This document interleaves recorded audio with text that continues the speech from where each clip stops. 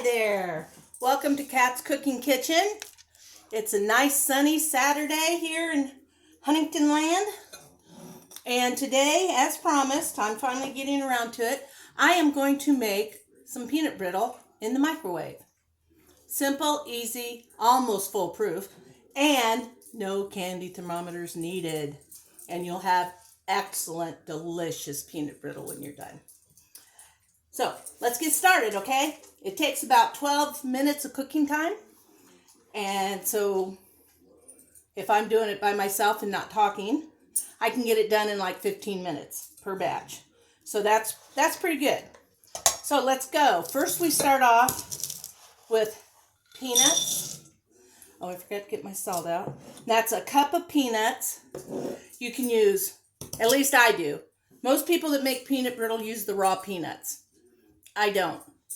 I use dry roasted peanuts. I use cashews. I use pecans. Today we're using cocktail peanuts. So that's a cup of peanuts, 1 cup of sugar, and salt. I'm going to need some salt. Need to add that to my grocery list. And salt is like, where's the salt? I am using salted peanuts. Oh, I'm going to put in about 3/4 of a teaspoon of salt because I don't use salted butter. And I'll have to Google that and find out exactly how much salt is in 1 stick of butter. Okay, so we got in our peanuts. We got in our sugar, corn syrup, and salt. So now we need 1/2 cup of corn syrup, light corn syrup. Tell that one's been open. And this is heavy. I hope I don't drop it. My hands just aren't as strong as they used to be. Okay, here we go. 1/2 cup.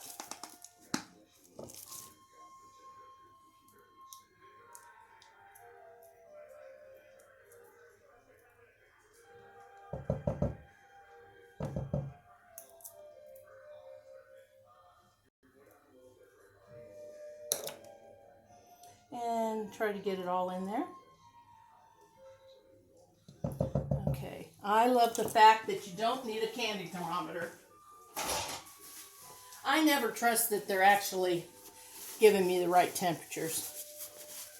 So now we'll stir this together. I'm sorry, I always forget to move you so you can see. Okay, I'll go over it again. 1 cup of peanuts, 1 cup of sugar, 1/2 cup of light corn syrup, and I put about 3/4 of a teaspoon of salt in because my butter's unsalted. If you use butter or salted butter, you don't need to add any salt. So, and now we're going to stir it up just a little bit. Everything will kind of melt together as it's cooking. But from the first time I started making this, I don't know how many years ago now, almost 30, I suppose, at least. And it always said stir it before you cook it. So we're going to do that.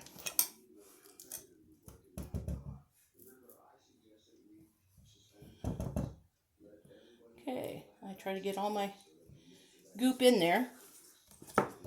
Okay, now we're going to stick it in the microwave on high for 4 minutes. Then I'll be back and we'll go to the next step. Hang in there. Hi, welcome back. We have 12 seconds left on our first 4-minute cook.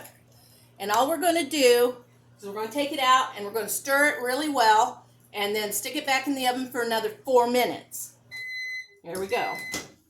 Now you have to be careful because some of the handles for some people, they get hot. Mine doesn't tend to get hot, so I always double check it though. But we're just stirring this up.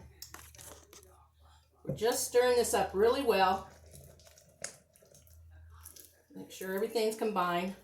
I had it pretty well stirred up before I even started cooking it, which is always good.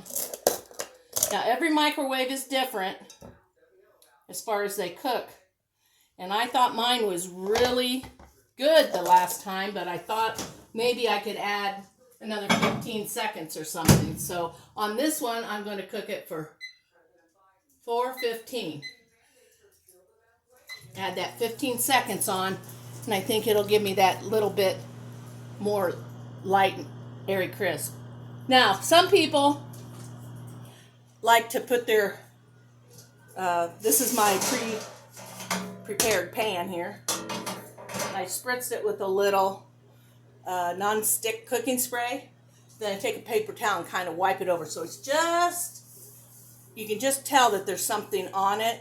Because if you don't, then the whole bottom of your peanut brittle will be kind of greasy feeling.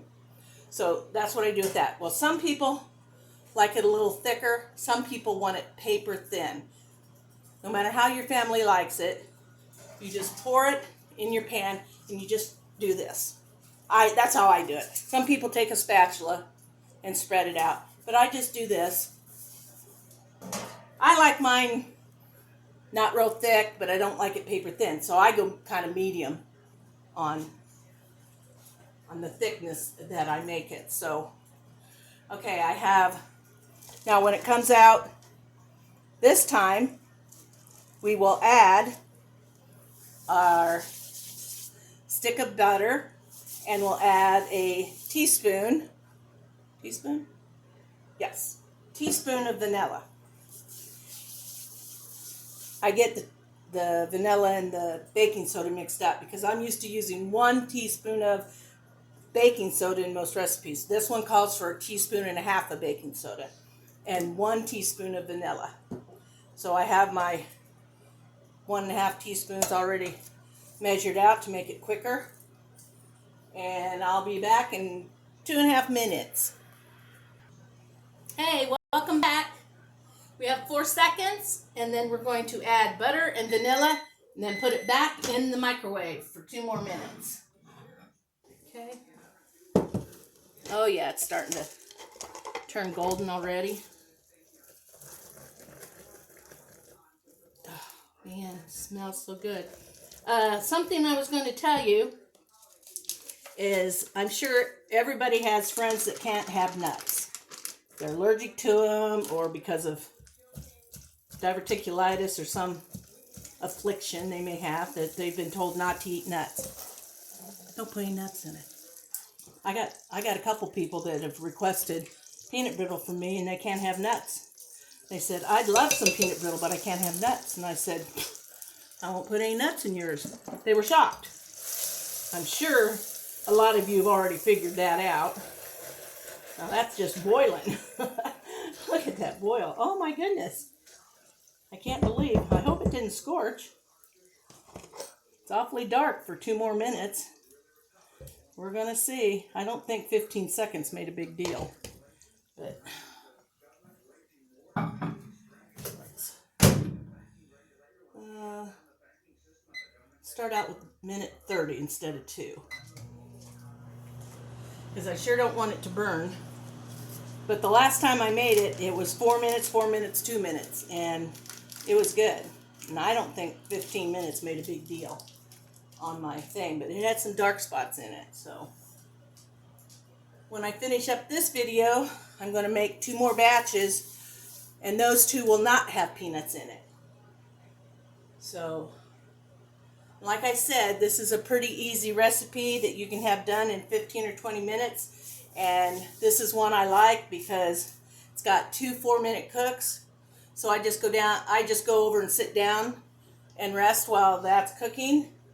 Then I can get back up and stir it, go sit down for 4 more minutes, and the next time I only have 2-minute cooks. So that's one of the recipes that work out really, really good for me. You wouldn't think standing out here for 15 minutes would be a big deal, but sorry to say, it is for me now. I don't know exactly why, but it's worse than it's ever been. So we just do what we can do. That's why my videos have been kind of spaced out a lot, because I haven't been doing anything. So, and I need to do stuff that I can do ahead for Christmas, because I can't spend all day in the kitchen making cookies and candy anymore. There we go.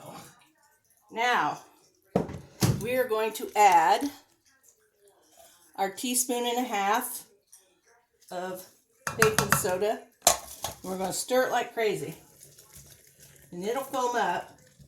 Or it should. There it goes. It'll foam, foam, foam. Okay. You got to move kind of quick. Well, that came out really well so far. Just a little left in there. Okay. And this is all I do.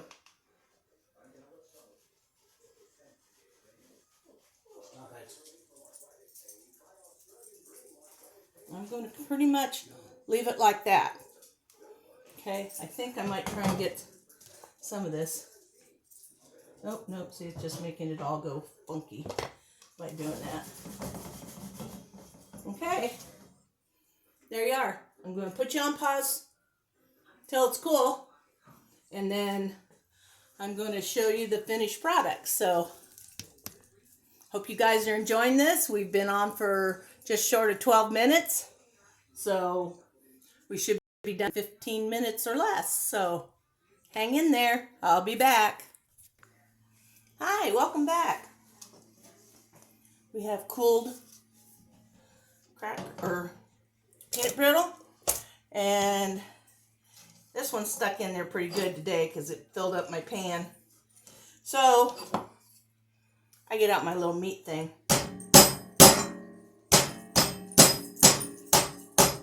And I start cracking it.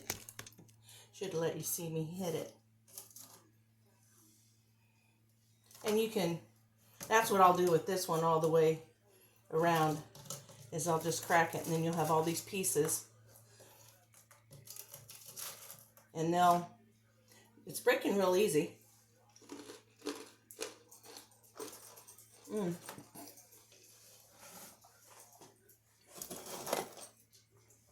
That is really good.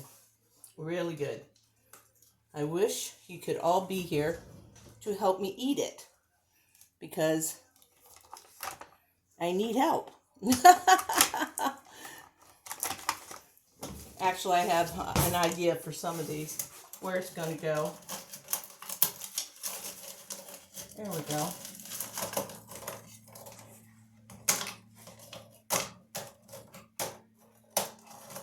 And that's just how I break it up into whatever size pieces you want. Yep.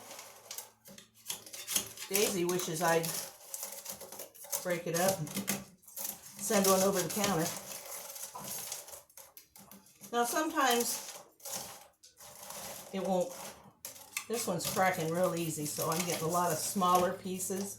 But actually that's kind of good, because you really don't need to eat a lot of this all at one time. There you go. And I'm going to have to weigh this one of these days and see just how many pounds I get out of one batch. I've not done that yet. But here's to ya. It's so good.